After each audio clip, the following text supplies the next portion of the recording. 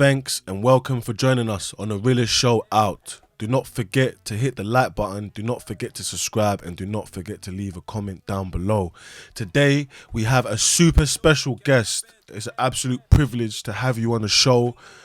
Without further ado, if you'd like to introduce yourself to us. Yeah, come on, DJ Genesis representing. Yeah, come on, man. Thank you for joining us on the show. You've got so much experience. You've done so many fantastic things. You've got so much experience in DJing, in producing, managing artists, making beats, and it's just an absolute privilege to have you on the show. No, I respect, man. Without further ado, let's get into the first question, bro. Take us through your DJing journey. Where did it all start, and how old was you? What made you want to become a DJ? You know what, man, I had a lot of artists in the family, you know what I mean, coming up, you know what I mean, as a youth. As a young youth, you know what I mean, a lot of artists in the family, I had a few band members in the family, you know what I mean, people that play instruments and things like that. So the music's really in the blood. And it kind of started when the man was about 5, I'd say as young as 5. Young you know as what I mean? fast, very young. You know what I mean? One of my uncles putting the talkerphone in my hand and telling me exactly what to say on the talkerphone and vibe with the music, what was playing, you know what I mean? So them days there, you'd have your DJ, you'd have your talkman, and you get what I'm saying? So they was really pushing me into the music them way there, you get me? So yeah, man, as young as 5. And having, you know, such musical inspiration and influences around you, was it more easy to become a DJ, do you find? You know what, it's never easy, you know, I'll be honest with you, it's never easy because you're always gonna have people showing you and teaching you certain things, but you still gotta find your own way into that market. You still gotta make your own stamp and find your own character and into what you want to do, you know what I mean? So it's never going to be easy, you know what I mean? But, you know, with some, you know, determination and things like that, you know what I mean? You get there, you know what I mean? So. And what are some of the challenges and some of the things that have kept you going to be able to get to the level that you're at, especially as such a well-known class DJ? Yeah. It's not easy to become a DJ with that recognition, with that reputation, with that experience, with that catalogue. Yeah. How did you achieve that? Do you know what? That journey? I'll be honest with you. When man took it really serious, I'll give you a story that I done on a previous interview, and man lost 2 jobs, 9 to 5s, through racism. Yeah, one after the other, literally for the same reason, and that is racism. And after I lost the second one, I said, you know what? I can't do this no more because I'm either going to go one of 2 ways. You see what I'm saying? So I said, you know what? Man's doing the music already. I was already DJing while I was working at that time. I was about probably 18, 19, going into my 20s. And I said, you know what? This is where man's going to take the serious step now and go into DJing, go into music full time, 24 hours a day. You get what I'm saying? That is the you get what I'm saying? So yeah, that's what kind of really pushed me, really, was losing that work of 9 to 5. You get what I'm saying? Like and a then negative situation that happened. Turning into a positive, you get what I'm saying? Rather than man go and do the mad thing after losing a job, you know what I mean? How you going to feel, you know what I mean? How you going to support yourself? How you going to, you get what I'm saying? Support the people around you. So instead of man going to do the mad thing, man said, you know what? I'm already DJing. Man was already doing bookings in clubs and things like that. Take this more seriously now. Step up and, you get what I'm saying, take it on a bit more seriously and a bit more full time. And that was the initial choice and the reason. What were some of the things that were going through your head at that time? I mean, you've gone to a place to work, you've got so much experience, so much, you know, accolades, and you've been fired because of racism. What were some of the thoughts that was going through your head? Bro, I'll be honest with you, I was mad. I'll be honest with you because, you know, not go into it too much, you get what I'm saying, but like, yeah, it was a mad time for me, bro. I'll be honest with you. And it was a conscious decision that man made at the time to jump on the music full time. You get what I'm saying? So, yeah, man, it was a tough time, bro. I mean, dealing with racism in a workplace is not easy because it's all psychological now. It's not something that's going to be outrightly said to you, or you get what I'm saying? It's all psychological things that are being brought to you and little things that are, you get what I'm saying, being stirred up. So, of someone who's conscious, you're going to recognize those things straight away.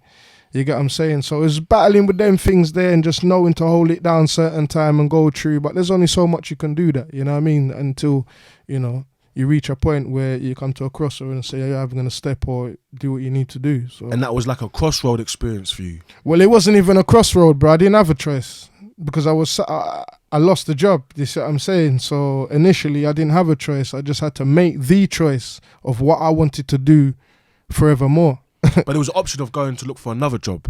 Yeah, that was always that option, but then that would have been putting myself into like a third scenario Of what previously happened. of what could happen. Do you get what I'm saying? And with the person that I am, I'd rather not. Do you see what I'm saying? So yeah, it was best for me that I made the choice that I made when I did, man. And especially like we're seeing the more following events of COVID and things like that, I made a good choice. Yeah, it sounds like you really took control of your destiny. 100%. Which is powerful. Yeah, 100%. You had a choice and you made the right choice 100. based on your future. Yeah, and having control of your options. Fully. Which is powerful. Fully. Which brings me on to my next question.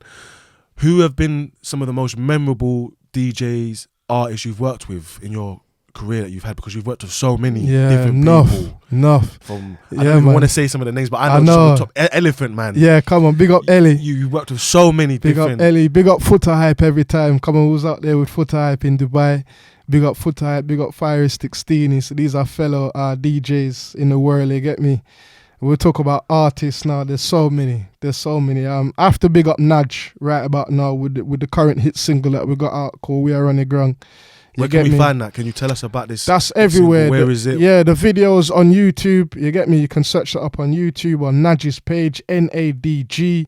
That's his artist name, Nadge Music. Go check that out. Produced by myself. Remix was produced by Sean Nizzle. So Sean Nizzle's a major producer in Jamaica. He's produced for Marvado. He's got tunes with Beanie Man. He's got tunes with everyone. You get what I'm saying? So wow. it's a big link up. You know what I mean? And the song went mad. You know what I mean? So that's the current. Congratulations on that as well. That's a massive achievement. Respect, man. Massive achievement. Yeah. So that's the current things that people will know, and we've got things on the way. You know what I mean? Fantastic. It brings me into my next question.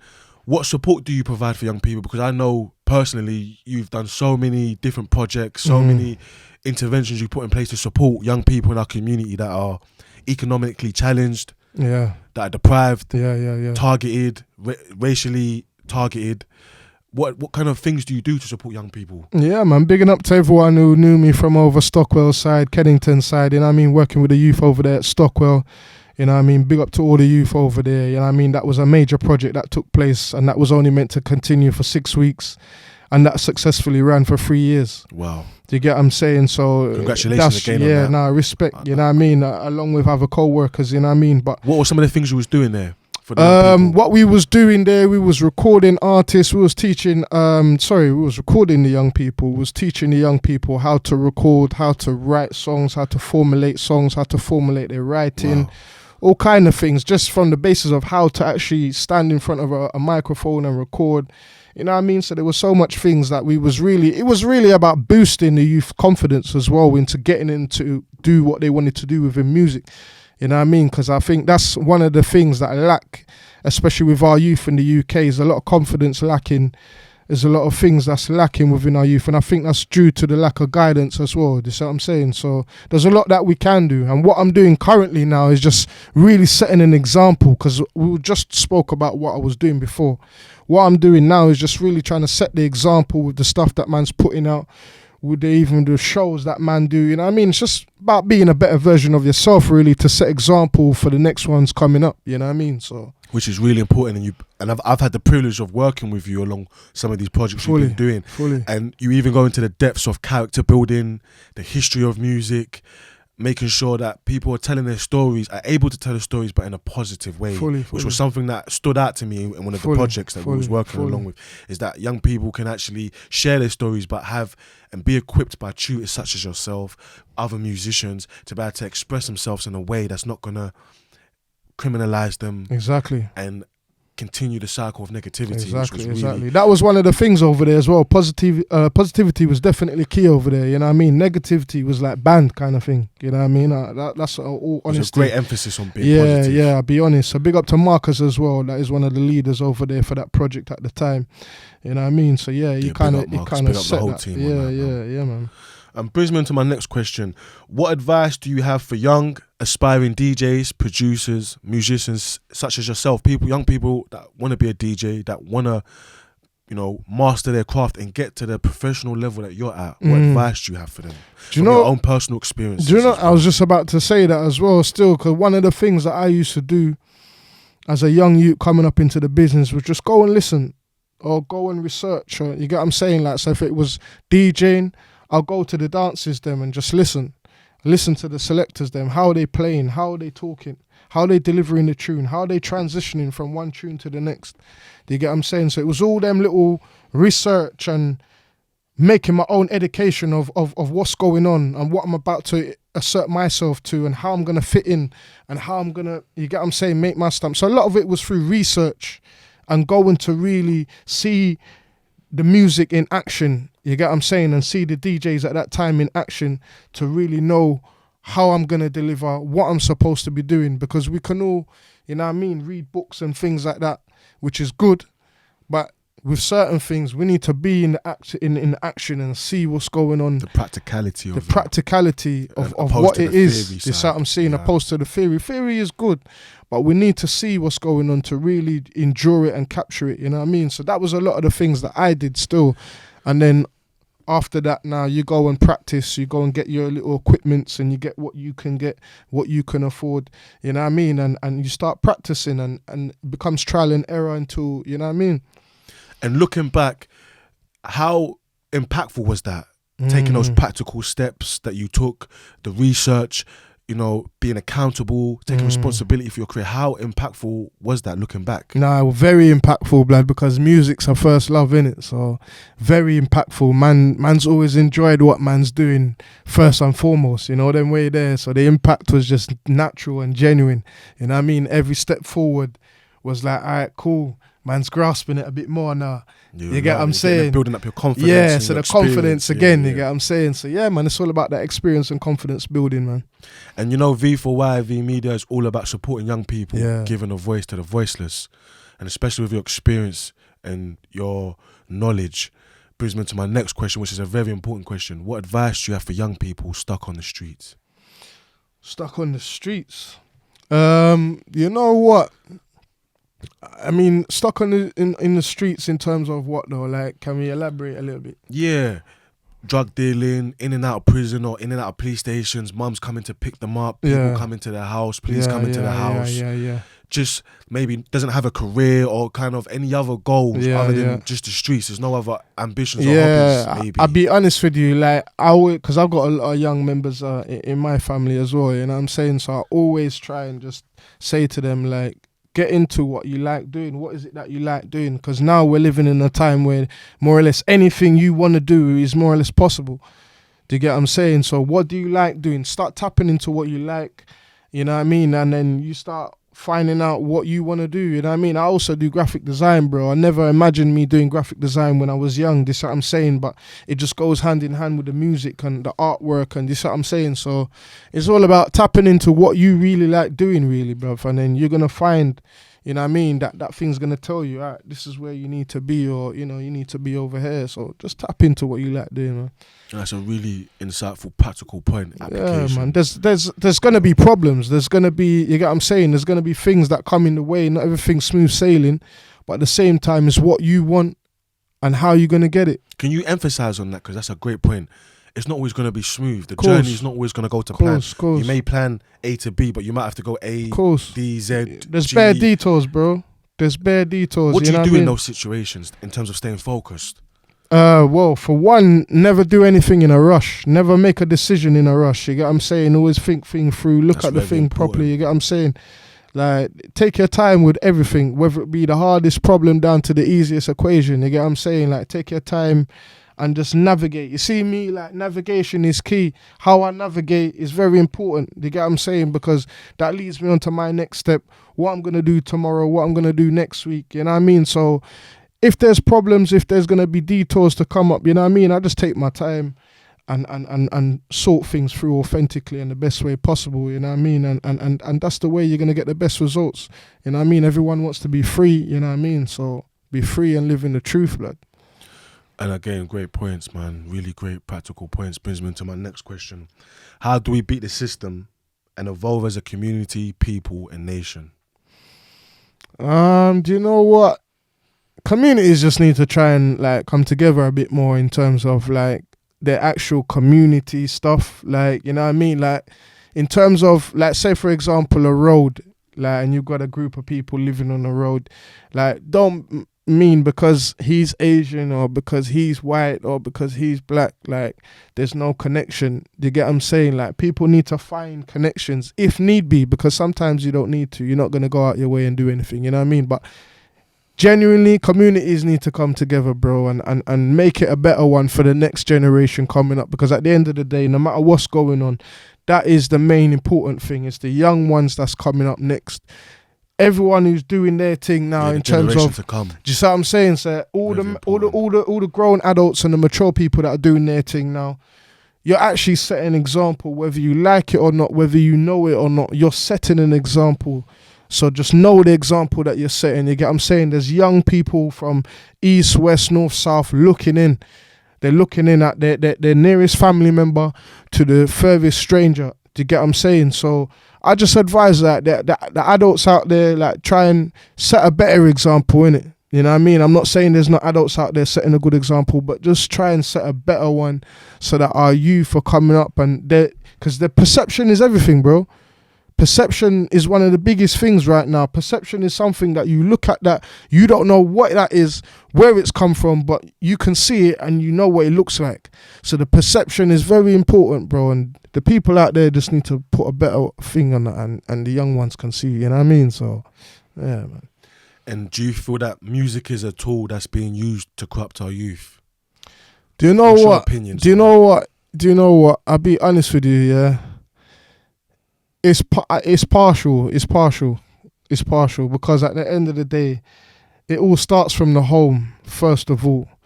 Do you get what I'm saying? Despite what that tool is outside, it all starts from the home. Do you get what I'm saying? If you're gonna reap the soul that you reap and all these things, it starts from the home. Like, we can look at all these tools outside, you know what I mean? But if your parents are setting a good example, if your siblings are setting a good example for you as a younger sibling or a younger person in the household, then that's what you're going to look to first of all. You're not going to look to music. You're not going to look to anything. Do you get what I'm saying? But again, music's being used as slyly as a tool like that for people who are kind of lost, maybe. People who don't have that background guidance and that support. Foundation in place. So yeah, it can be used in that sense, you know what I'm saying? But again, it's just about the mentality that you have for yourself, man. You know what I mean? Like, if you have a strong mentality, and we have to be able to, another important point that I want to put out there is that we need to know to separate entertainment from reality. You get what I'm saying? Do you get what I'm saying? That's a serious point that we need to separate. You get what I'm saying? Know what is entertainment and know what is reality. You get what I'm saying? So that all goes into that illusion stuff. I feel like that line's been blurred.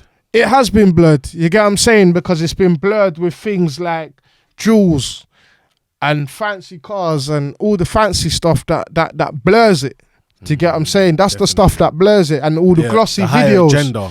The glossy videos and all this stuff that make it look easy, but people don't see the work that goes on beside the scenes, and you get what I'm saying? So it's all that as well. But as you said, like, it is blurred by certain stuff, but we just got to know what's reality from what's entertainment, and that's, you know, that's the business, man. Definitely, and it brings me to my next question. Do you feel that there's opportunities for you, looking back when you was a youngster, a young person, even to projects that you were doing then to now? Do you feel that opportunities have become scarce? Yeah, no. I think it's totally the opposite. When I was coming up, it was much harder to get into the music industry and get into the music, bro. I think now it's more easier than ever.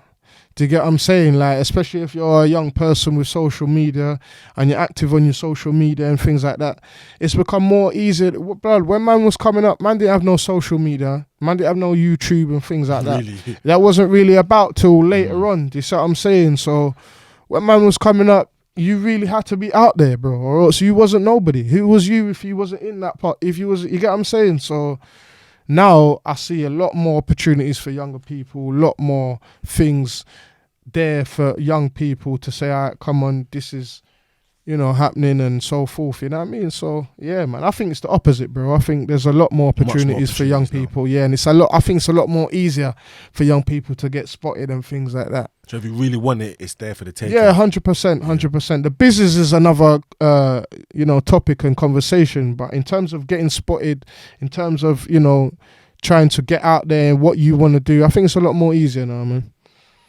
And next question, do you feel that the government, schools, including all education institutions, care about our young people and their future? Do you know what? Not everyone is the same. So I'm not going to class everyone as under the same bracket and say not all of them care, because in your personal experience, it's a pretty similar thing, to be honest with you. Like, some of them have cared and some of them haven't. Some of them are there for the paycheck, some of them are there for more than the paycheck, and there because they really care and they want to see you flourish as a young person growing up and do your thing, you know what I mean? Do you think there's more people that care than that don't care? Yeah, 100%, and that's a problem. People that do care than don't care? No, there's a lot more people that don't care, and that is a big problem. You know what I mean? And that is some of the problems that actually hold some of our youth back and actually make them feel like they can't do certain things that they want to do in the first place. You get what I'm saying? So that is a problem that needs to be solved. And you get what I'm saying? A resolution needs to come from that. And I think you touched on a fantastic point. It's holding our young people back. Yeah, fully. Jeopardizing their future. And again, what I said to you earlier, it's a mental thing. It's all mental now. Like, you get what I'm saying? So it's actually making the youth, them hold themselves back. No one's not holding them back physically, but the psychological... on the mindset. You see what I'm saying? The psychological mindset is what has been put out there sometimes by the law enforcement and things like that. It sometimes hold the youth back, you know what I mean? Because they think, well, I can't step out and be me then. Because let's be honest, bro, we're seen as a threat more time as well. As the black man. Unfortunately. We're going to be honest. You get what I'm saying? Most definitely. You get what I'm saying? Definitely. So... it's all them things there, and we need to try and let go of that mindset. It's there because it's been put out there by certain law enforcement and feel like, you get what I'm saying? So, but if we can try and break away from that and just get our communities to be more communal within the community, I think you get some changes, man. And I think what I'm really taking from you, it starts with us. Yeah, 100%. Like, even what you're doing here, my bro, like, this is great. You get what I'm saying? Because it's setting example. Set an example for the youth that tap in with you and what you're doing. You see what I'm saying? So, but I wouldn't be able to do it without people like you. Yeah, come on, man. Love, man. So come on, man. Thank you again, because without having positive role models, people that have actually lived experiences that know what they're talking about, we wouldn't have a show. Come on. With the content that we can create. Straight, 100. Which brings me on to my last question, which is so important. What needs to change for our youth and for things to get better for them in terms of where they're at now and where, like you said, having a future that's got loads of prospects in it? It's definitely slowly happening. We're definitely seeing a lot more of the younger generation coming through and really doing some great things in the world. You see what I'm saying? So it's slowly happening, but I think in terms of it happening more, again, just we need more positivity within our community. You know what I mean? Like, we just need that. We need that. You know what I mean? The youth need that. You know what I mean? I think it's such a dull time here in the UK, and it's too much of that. When I go overseas, even myself, I feel more refreshed. I feel more, do you get what I'm saying? Like, the UK is just too dull for me. Like, so we need more positivity. We need more upliftment vibes. You get what I'm saying? And yeah, man, let's do more of that, man. Thank you for joining us on the Realist Show Out. Do not forget to hit the like button. Do not forget to subscribe. And do not forget to leave a comment down below. Until next time. Thank you. Blessing.